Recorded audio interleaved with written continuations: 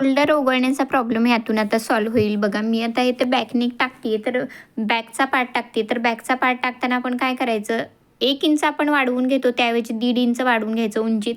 आणि शोल्डर आपण नॉर्मली किती टाकतो, मी इथे 34 साईजपासून ते अगदी म्हणजे 35 साईजपासून अगदी 42 साईजपर्यंत 5 इंचाचं शोल्डर टाकते, जेव्हा आपल्याला शोल्डर ओघळायला नको असतं तेव्हा. हे शोल्डर कसं काढायचं हे मी तुम्हाला सांगते आता. शोल्डर आपलं पूर्ण 16 इंच असेल, कस्टमरचं शोल्डर आपण मोजून घ्यायचं. ह्या खांद्यापासून ह्या खांद्यापर्यंत, ह्या शिलाईपासून बाहीच्या ह्या शिलाईपर्यंत किती येतं खांद्यावरून ते मोजायचं.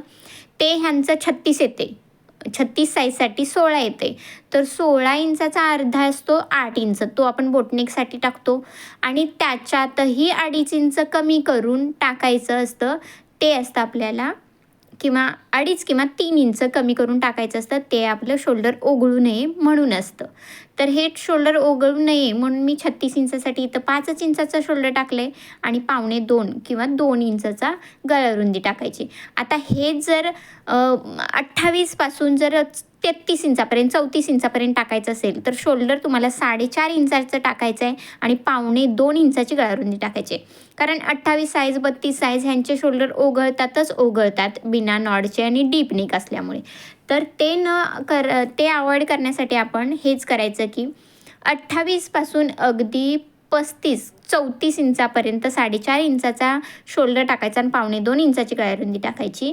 आणि इथे 36 पासून पुढे अगदी 42 साईजपर्यंत किंवा 40 साईजपर्यंत 5 इंचाचं शोल्डर टाकायचं आणि 2 इंचाची गळारुंदी टाकायची. आता हा बॅकनेक कटिंग करून घेतला आहे आपण, त्याप्रमाणे आपण नेहमी 1 इंच वाढवून घेतो, त्याप्रमाणे इथं 1.5 इंच वाढवून घ्यायचं असतं. आता तुम्ही म्हणाल बॅक पार्टसाठी नेहमी आपण 1च वाढवतो, तर तुम्ही 1.5 इंच का सांगताय? तर त्याचं कारण शिवताना कळेल तुम्हाला. आता आपण इथे फ्रंट साईड जर कटिंग करून घेतो ना, तर फ्रंट साईडसाठी बघा मी इथे आपण ऑलरेडी 1.5 इंच वाढवलेलं असतो. तर पुढच्या पार्टसाठीही आपण रेग्युलर प्रिन्सेस कट कटिंगसाठी पुढच्या बाजूने 1 इंच वाढवून घेतो. कमरेकडच्या बाजूने 2 इंच वाढवून घेतो साईडला आणि मुंड्याकडच्या बाजूने 1.5 इंच वाढवून घेतो. ही सगळी प्रोसेस तुम्हाला प्रिन्सेस कट कटिंग कसं करायचं तर ह्याचाही मी वेगळा एक व्हिडिओ अपलोड केला आहे, त्याच्यात तुम्हाला दिसेलच. त्यातही दिसेल आणि इथेही मी थोडं एक्सप्लेन करते. 5 इंच मी इकडे ह्याच्यासाठी ठेवले की आपली हुक लूप पट्टी जाईल त्यासाठी. आता इथं गळारुंदीची खूण करून प्रॉपर घ्यायची आपण. गळारुंदी जेवढी टाकली तेवढीच. आपला बॅकचा पार्ट आहे तो सगळा असा आखून घ्यायचा जेवढा आहे तेवढा.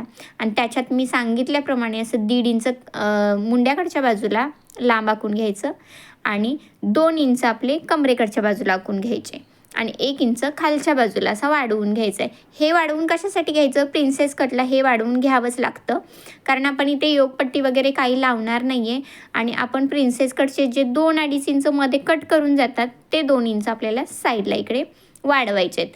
ते जर वाढवले नाही तर आपलं ब्लाऊज मापात बसणार नाही. त्यासाठी आपण 2 इंच इकडं वाढवून घ्यायचं आणि मुंड्याकडच्या बाजूला 1.5 इंच वाढवून घ्यायचं, जेणेकरून तो प्रिन्सेस कट आपण कट केलेला असतो ना मुंड्याकडच्या बाजूने, तिकडून अर्धा इंच आपलं शिलाईमध्ये गेलेलं असतं. त्यासाठी आपण इकडे 1 इंच 1.5 इंच वाढवून घ्यायचा आणि पुढच्या बाजूचा मुंड्याचा असा अर्धा इंचाचा तो आकार आहे तो आखून द्यायचा. नसेल तर तोच बॅकचा कपडा असतो ते सरळ उलट्या बाजूने ठेवून त्याच्यावर जरा हात फिरवलात तर ते चॉकचा निशाण येतो फ्रंट साईडचा, तोही तुम्ही निशाण देऊन घेऊ शकता. आता इथे ना जर आपण तो 1 इंच वाढवला आहे, तो 1 इंच फिटिंग करताना कसा बसेल? बसणार नाही, तो पुढचा 1 इंच वाढलेलाच राहील. तर त्यासाठी आपण जरा मध्यावर असा साईडचा पार्ट ठेवायचा आणि साईडून इथून वरच्या बाजूने अर्धा इंच आणि खालच्या बाजूने अर्धा इंच अशी तिरकी आखून घ्यायचं आणि ते कटिंग करून घ्यायचं. ह्याने काही प्रॉब्लेम होत नाही, खूप छान ब्लाऊज असा बसला जातो. त्याचप्रमाणे आपण पुढच्या बाजूनही करून घ्यायचं. इथे गळारुंदीची खूण करून घ्यायची आणि पुढच्या बाजूला सुद्धा जिथे आपला पोटाकडचा पार्ट येतो तिकडे सुद्धा हा अर्धा इंच वरच्या बाजूला घ्यायचा, कारण आपण 1 इंच खाली घेतले तर पोटाकडच्या बाजूला ती शेंडीसारखं खाली कपडा आला नाही पाहिजे म्हणून. आता इथे गळा आखताना महत्त्वाचं आहे की 3 इंचाचा मी गळा आखून घेतला आहे आणि वरच्या बाजूने जो आहे तो तिरका खाली घेतला आहे आणि हा आकार देऊन घेतला आहे. जरी आपण वरून शोल्डर कमी ठेवलं असलं, गळारुंदी कमी ठेवली असली तरी पुढच्या बाजूने आपण 3 इंच ठेवायची आणि तो सेम आखून घ्यायचा आणि कटिंग करून घ्यायचा. आता हा मी फ्रंट पार्ट पूर्ण कटिंग करून घेतलं आहे. स्लीवचाही मी वेगळा व्हिडिओ अपलोड केला आहे, तेही तुम्ही नक्की पहा.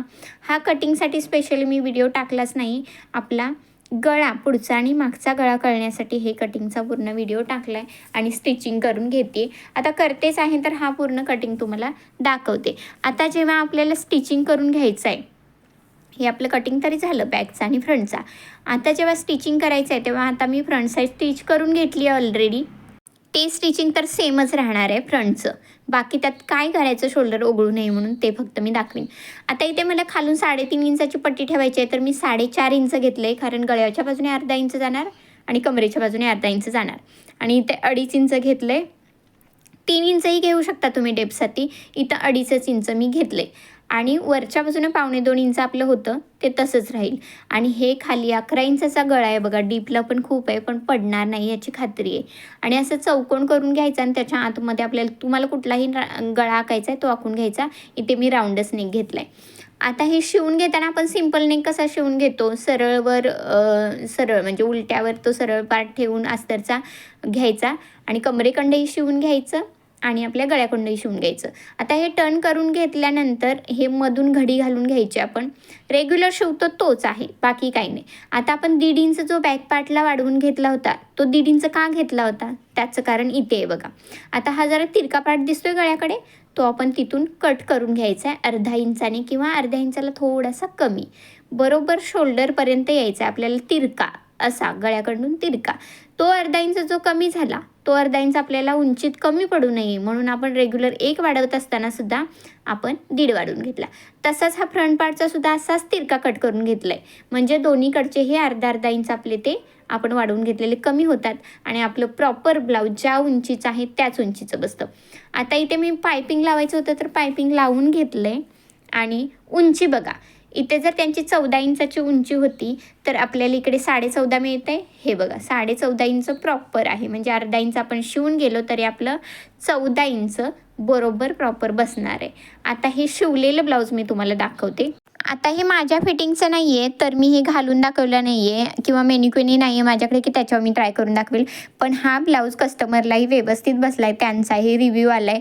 तुम्ही ह्या पद्धतीने नक्की एकदा ब्लाऊज शिवून बघा. शोल्डर तुमचं कुठल्याही साईजचं असू दे ते उतरणार नाही ही मेथड जर ट्राय केली तर. व्हिडिओ आवडला असेल तर लाईक, शेअर आणि सबस्क्राईब करायला विसरू नका. आणि माझे येणारे सगळे व्हिडिओ जर बघितलेत तर तुम्ही पूर्ण स्टिचिंग क्लास शिकून निघाल. थँक्यू.